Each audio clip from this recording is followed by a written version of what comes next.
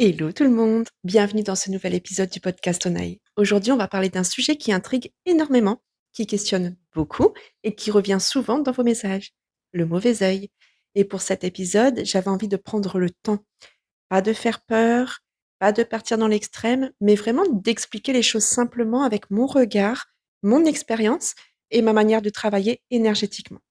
Parce que oui, personnellement, je crois au mauvais œil. Je ne vais pas tourner autour du pot.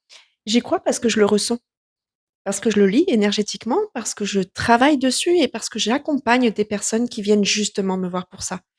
Mais croire au mauvais œil ne veut pas dire vivre dans la peur. Et c'est très important pour moi de poser ça dès le début. Pour moi, le mauvais œil, ce n'est pas forcément quelque chose de spectaculaire comme on peut parfois l'imaginer. Ce n'est pas toujours une scène dramatique, un rituel noir ou quelque chose de très impressionnant. Le mauvais œil, c'est souvent beaucoup plus subtil. C'est une énergie projetée, une jalousie, une envie, un regard lourd, une pensée négative répétée, une intention qui n'est pas forcément bienveillante. Et parfois, cette énergie vient se coller à nous, à notre aura, à notre maison, à nos projets, à notre travail ou même à notre visibilité. Aujourd'hui, surtout avec les réseaux sociaux, on expose beaucoup plus de choses qu'avant. On montre nos réussites, nos projets, nos évolutions, nos achats, nos moments heureux, nos enfants parfois, notre couple, notre maison, notre entreprise, notre énergie. Et même si on ne montre pas tout, il y a quand même énormément de regards posés sur nous. Des regards bienveillants, bien sûr, mais aussi parfois des regards de comparaison, de jalousie, d'envie ou alors de jugement. Et selon moi, c'est là que le mauvais œil peut prendre une forme très moderne. Avant, on parlait beaucoup du mauvais œil dans les familles, les villages, l'entourage proche. Aujourd'hui, il peut aussi passer par l'exposition digitale, les stories, les publications, les vidéos, les lives si vous en faites, les commentaires, les personnes qui regardent tout mais ne disent jamais rien, les personnes qui observent dans l'ombre. Et je pense que c'est pour ça que les protections énergétiques digitales sont devenues importantes. Parce qu'on protège pas seulement son corps ou sa maison, on protège aussi son espace énergétique en ligne, son téléphone, son ordinateur, ses réseaux, son image, sa présence digitale. Et c'est pour ça que dans mon univers Onae, je propose aussi des soins comme la purification énergétique digitale ou encore le soin énergétique de l'aura digitale. Parce qu'aujourd'hui, pour beaucoup de personnes, l'exposition passe aussi par Internet. Et quand on travaille en ligne, quand on vend ses services, quand on montre son visage, quand on partage sa vie ou ses projets, on peut ressentir cette charge. Alors attention, je ne dis pas qu'il faut vivre caché, je ne dis pas qu'il faut arrêter de partager, je dis simplement qu'il faut apprendre à se protéger, avec conscience, avec équilibre et sans peur. Le mauvais œil, selon moi, peut toucher plusieurs plans. Il peut toucher, l'énergie personnelle, c'est-à-dire notre corps, notre morale, notre vitalité. Il peut toucher un projet, par exemple quelque chose qui avançait bien et qui commence soudainement à se bloquer. Il peut toucher un lieu aussi, une maison, un commerce, un cabinet, un espace de travail tout simplement. Il peut toucher aussi nos relations, que des tensions apparaissent quand quelque chose devient lourd, quand on sent une influence extérieure. Il peut aussi toucher la visibilité. Par exemple, quand une personne se sent observée, critiquée, enviée ou qu'elle n'arrive plus à se montrer sereinement. Et c'est pour ça que le mauvais œil n'est pas toujours simple à identifier, parce qu'il peut ressembler à beaucoup d'autres choses. Et c'est là qu'il faut être précis. Dans mon approche, je ne vais pas dire à une personne, oui, tu as le mauvais œil, juste parce qu'elle est fatiguée ou parce qu'elle traverse une mauvaise période. Non. Pour moi, on doit aller vérifier énergétiquement. C'est pour ça que je propose la lecture énergétique du mauvais œil. Le but, ce n'est pas de faire peur. Le but, c'est de savoir ce qu'il en est réellement. OK, est-ce qu'il y a une charge? Est-ce qu'il y a quelque chose de projeté?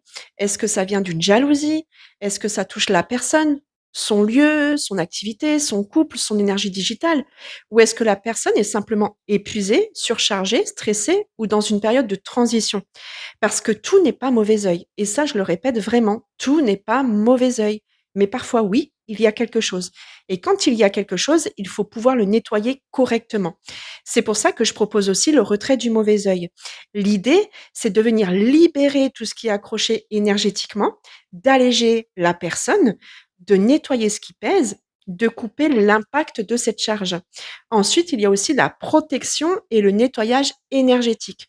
Parce qu'une fois qu'on nettoie, il faut éviter de rester complètement ouvert. C'est un peu comme une maison en fait. Si tu nettoies toute ta maison mais que tu laisses toutes les portes grandes ouvertes, tout peut rentrer à nouveau. Énergétiquement, c'est un peu la même chose. On nettoie, puis on protège. Et c'est aussi, pour ça que je propose le nettoyage énergétique du lieu de vie ou du commerce. Parce qu'un lieu peut absorber énormément. Une maison, ça peut garder des tensions. Un commerce peut absorber le passage des clients. Un cabinet, peut absorber les émotions des personnes qui viennent. Un salon, un bureau, une pièce de travail peuvent accumuler des charges. Et parfois, nettoyer son lieu change énormément de choses. On peut se sentir plus léger, on peut dormir mieux, retrouver une sensation de paix, avoir l'impression que l'air circule à nouveau. Et ça, beaucoup de personnes le ressentent très concrètement. Maintenant, comment se protéger au quotidien? Alors, il y a plusieurs façons de le faire. D'abord, il y a les protections simples, comme l'intention. Par exemple, le matin, avant de commencer sa journée, on peut dire: aujourd'hui, je choisis de rester centré dans mon énergie. Je ne laisse pas entrer ce qui ne m'appartient pas. Je rends à chacun ce qui lui appartient. Je me protège des regards lourds, des jalousies et des intentions négatives. Alors, ça peut paraître simple, mais l'intention est très importante. Ensuite, il y a aussi les rituels. Par exemple, le rituel de bain de purification énergétique. Le bain, symboliquement, c'est très puissant. Pourquoi? Parce que l'eau nettoie, elle apaise et elle enveloppe. On peut y déposer une intention de libération, de nettoyage ou de retour à soi. Et pour celles et ceux qui n'ont pas de baignoire, il y a aussi le rituel de la douche énergétique. La douche peut devenir un vrai rituel de purification, hein. On peut imaginer que l'eau emporte les charges, les regards, les pensées lourdes, tout ce qui ne nous appartient pas. Alors, ce n'est pas juste se laver, c'est poser une intention claire. Tu as aussi les soins d'activation audio-énergétique, par exemple le soin d'activation purification et bouclier anti-mauvais œil. L'idée, c'est de travailler sur les nettoyages, mais aussi sur la création d'un bouclier énergétique. Pas un bouclier de peur, pas une fermeture au monde, mais une protection saine, une limite, quoi. Comme une bulle énergétique qui permet de rester soi-même sans absorber, pardon, ce qui vient de l'extérieur. Il y a aussi le soin d'activation, éloignement des personnes toxiques et protection, parce que parfois, se protéger, ce n'est pas seulement enlever une énergie, c'est aussi reprendre sa place, retrouver sa force et laisser certaines personnes s'éloigner naturellement. Parce que quand on change d'énergie, quand on se protège mieux, certaines présences ne peuvent plus rester de la même manière. Et ça, c'est souvent très révélateur. On peut aussi porter, des bijoux et des pierres. Je trouve que c'est un sujet très intéressant parce que beaucoup de personnes aiment porter une protection sur elles. Un bijou, c'est pas seulement esthétique, il peut devenir un rappel énergétique, un symbole, un ancrage. Par exemple, la labradorite, je vous en parle beaucoup. La labradorite est souvent utilisée par les personnes sensibles, les thérapeutes, les praticiens, les personnes qui reçoivent beaucoup d'émotions et qui sont en contact avec beaucoup de monde. On la considère souvent comme une pierre de protection et d'absorption. Elle aide à ne pas tout prendre de plein fouet. Elle peut se porter en bracelet, en pendentif ou être placée sur un bureau, surtout quand on travaille avec les autres. Petite anecdote, j'en ai partout. Dans ma pièce, à l'entrée de ma maison, boîte à gants de voiture, bref, j'adore. Ensuite, tu as l'œil de tigre. L'œil de tigre est souvent associé à la protection, au courage, à l'ancrage et à la confiance. C'est une pierre que beaucoup l'utilisent justement contre le mauvais œil, parce qu'elle est liée à cette idée de renvoi des énergies négatives. Pareil, hein, tu peux la porter sur toi, dans un bijou, dans un sac ou le placer près de l'entrée de la maison, peu importe. Ensuite, on a la tourmaline noire. Elle est très connue pour l'ancrage et la protection. C'est une pierre que je trouve très intéressante quand on a besoin de se sentir stable, protégé, moins dispersé. Je la porte en bracelet. Tu peux, placer cette pierre près de l'entrée, sur ton bureau, près d'un ordinateur ou dans une pièce où l'on ressent beaucoup de passages énergétiques. L'obsidienne est une pierre plus intense. Elle est souvent associée à la protection profonde, mais aussi à la vérité. Personnellement, je pense qu'il faut l'utiliser avec conscience. Elle peut faire remonter des choses, elle peut être très puissante. Donc ce n'est pas forcément la pierre que je conseillerais à tout le monde pour commencer. Mais pour les personnes qui se sentent appelées par elle, elle peut être très forte, hein. Et enfin, l'améthyste. Ah, que j'adore. L'améthyste, elle est beaucoup plus douce. Elle est souvent liée à l'apaisement, à la spiritualité, au sommeil, à la purification de l'esprit.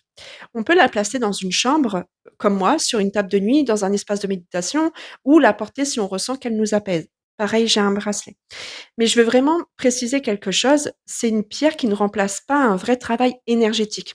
Un bijou ne remplace pas une protection profonde. En fait, c'est un support, un allié, un rappel. Et attention, beaucoup. Beaucoup ne le font pas. Il faut vraiment que je vous le dise ici dans ce podcast aujourd'hui, c'est qu'il faut aussi nettoyer ces pierres, les décharger et les recharger. Pourquoi? Parce qu'en fait, elles absorbent, elles travaillent, elles accompagnent.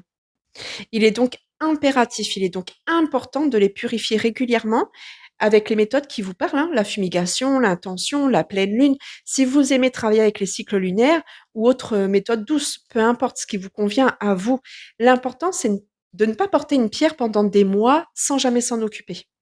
Maintenant, il y a aussi la maison, parce qu'une personne peut se protéger elle-même, mais vivre dans un lieu très chargé.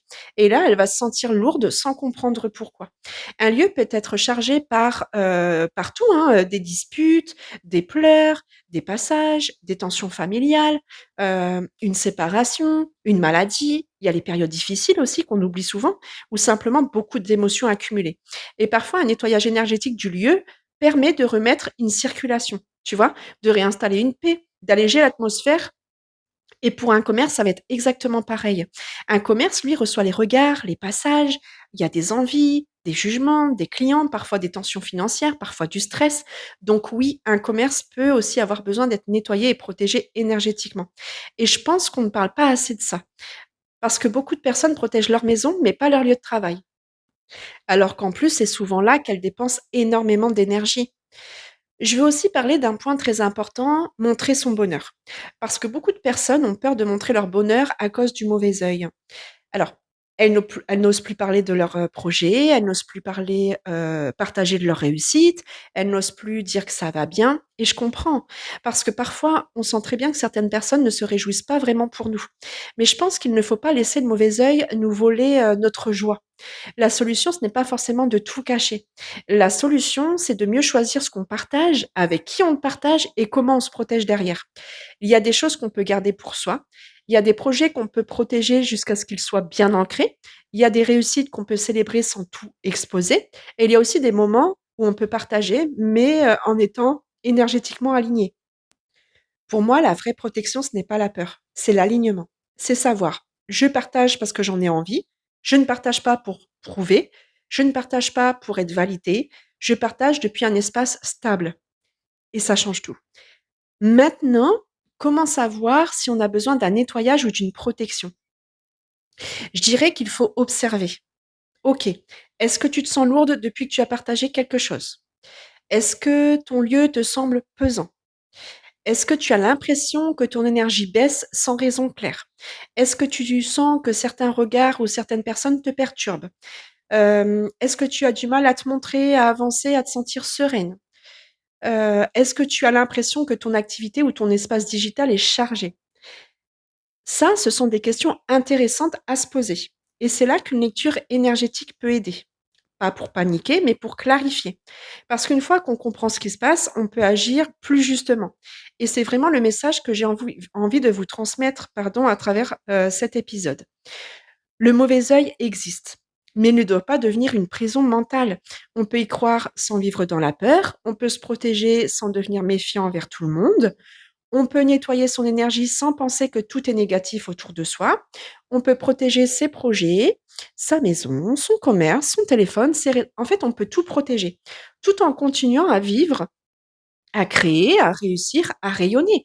Parce que la protection énergétique, ce n'est pas se fermer, tu vois. C'est rester maître de son espace, c'est choisir ce que l'on laisse entrer et ce qu'on ne laisse plus entrer. En fait, vous restez maître de votre vie, maître de vos choix.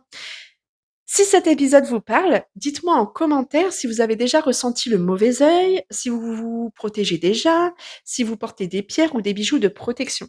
Et si vous ressentez le besoin d'aller plus loin, vous pouvez retrouver sur mon site Onae les lectures énergétiques du mauvais œil, les soins de retraite du mauvais œil, les nettoyages énergétiques du lieu de vie ou du commerce, les soins d'activation audio, purification et bouclier anti-mauvais œil, ainsi que les rituels de purification comme le bain ou la douche énergétique. Merci infiniment d'avoir écouté cette partie 1. Dans la partie 2, on ira un petit peu plus loin. On parlera de l'envoûtement, des confusions, des peurs, des manipulations spirituelles et de tout ce qu'il faut savoir pour ne pas tomber dans les dérives. Prenez soin de vous, protégez votre paix et on se retrouve très vite dans un prochain épisode.